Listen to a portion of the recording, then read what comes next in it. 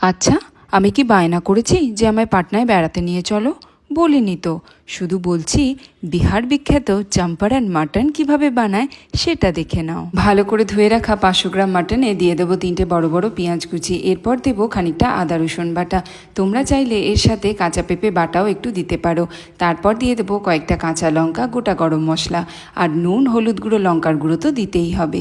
এরপর দেবো মাটন পটের আহুনা মাটন মশলা। এরপর দেবো 50 গ্রামের মতো গরম করে রাখা সর্ষের তেল। এবার সবকিছুকে ভালো করে একসাথে মিশিয়ে নিয়ে 2 ঘন্টার জন্য ফ্রিজে রেখে দিতে হবে। একটা মাটির হাঁড়িকে ভালো করে ধুয়ে পরিষ্কার করে শুকিয়ে নিতে হবে। এরপর গরম করে রাখা খানিকটা সর্ষের তেল আবার ঢেলে দিতে হবে।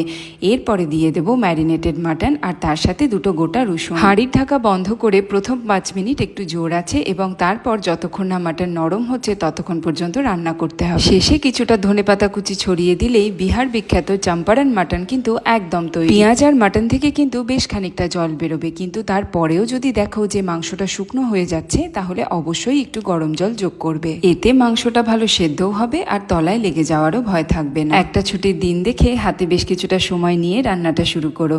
যাই হোক, গরম ভাত দিয়ে খেয়ে জানিও কেমন লাগলো তোমাদের।